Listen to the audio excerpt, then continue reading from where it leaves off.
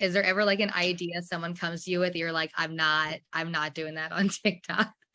Or are you just down for anything? With us working full time, it's kind of hard to say no. Right. But like, it kind of goes back to the conversation of like, they have like everybody that we have in the office. We have such a great group of people that work here.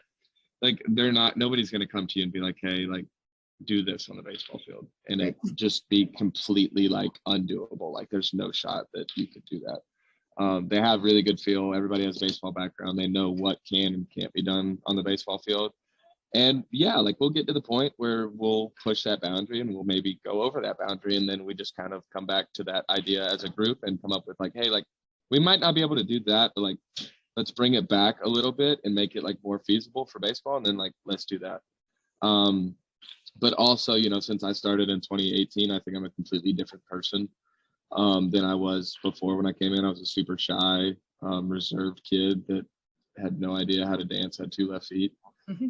But since I've been here, since I've embraced it, it's really kind of changed that side of me as a person, where I feel like I'm much more outgoing. And if something came up to me and I was, uncomfortable with it before, I'm definitely okay with at least trying it, being uncomfortable doing it, especially in front of thousands and thousands of fans, which is very, very cool to say. But I think the only time that I've really said no wouldn't be because it was too much or something that I wasn't comfortable doing. It would just be, like, I was starting pitching this game and I'm already set to do like 4 things. And like, I want to do those 4 things really well and make it to where it could be a good output for us to put out on social media. And if I add another thing, those things might not be very good. So I think that would kind of be the only situation that I've come across in my years here. Do you have like a favorite video, even like outside of TikTok? Because there's like longer form videos that y'all do in like the locker room and like as a group, but it's not just like mid-game stuff. Do you have one that comes to mind that you're like, that one was super fun, or like just it came out really well? I'm like, all of them are so great. So many. I think, in the CPL, every summer we would have a music video that we put out at the beginning of each summer. And they were all like so different and so oriented like towards the theme we wanted to do for that summer. So those were all so cool to put together. And it was like, I was talking about the Monarchs earlier, like such a great icebreaker. Like we would always shoot them on the first day that the whole team got there. And we got guys coming from colleges all over the country. Like, nobody really knows each other. Everybody just knows that we're really good at baseball and that we're excited to be a part of this. But like, there's no better way to like get to know somebody than just kind of throw them into the fire of like doing a dance or something together with them. It's the perfect icebreaker. So I really enjoyed all those.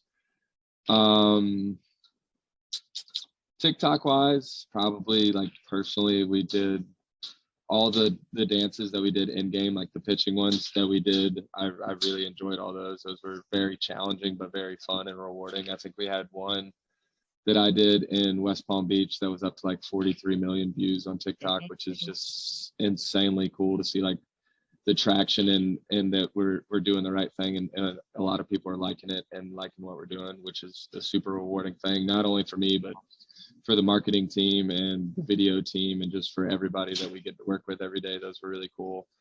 And then I think like YouTube wise, probably this past summer, I went on a date with a little girl on top of our dugout in like the middle of the 5th inning one night, which was super, super cool. She was so awesome. She was like 5 and I was so worried she wasn't gonna be talkative at all.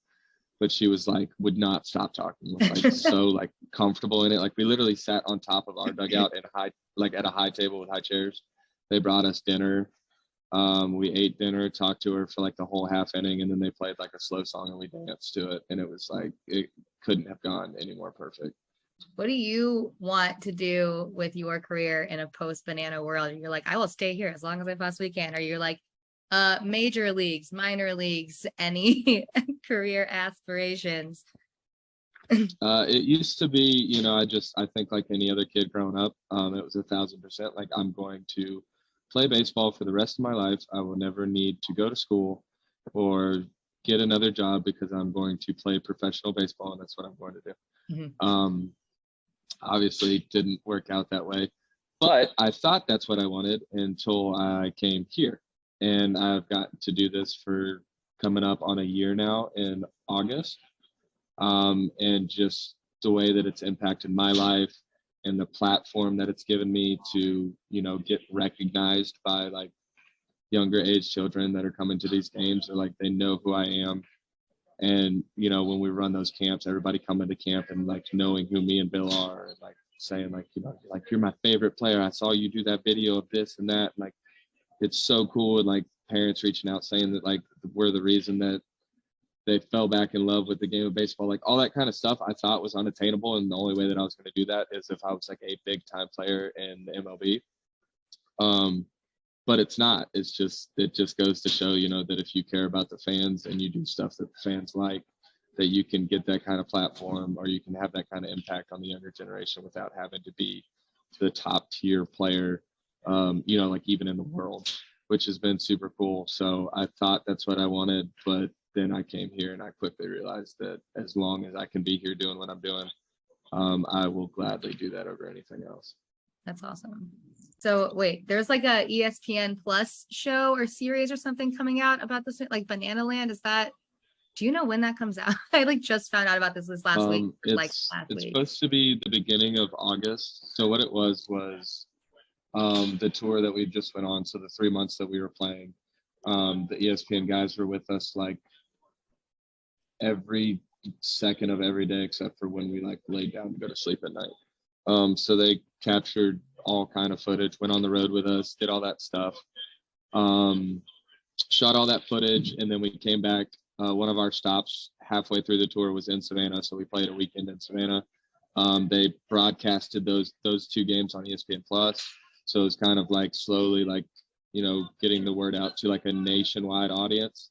And then once we get done with the CPL season, we are going to play 3 sets, so 3 weekends, August like 18th, 19th, 26th, 27th, and then like beginning of February. We're going to play 3 weekends in Savannah, and the first 2 games, the first weekend is going to be streamed on ESPN Plus again.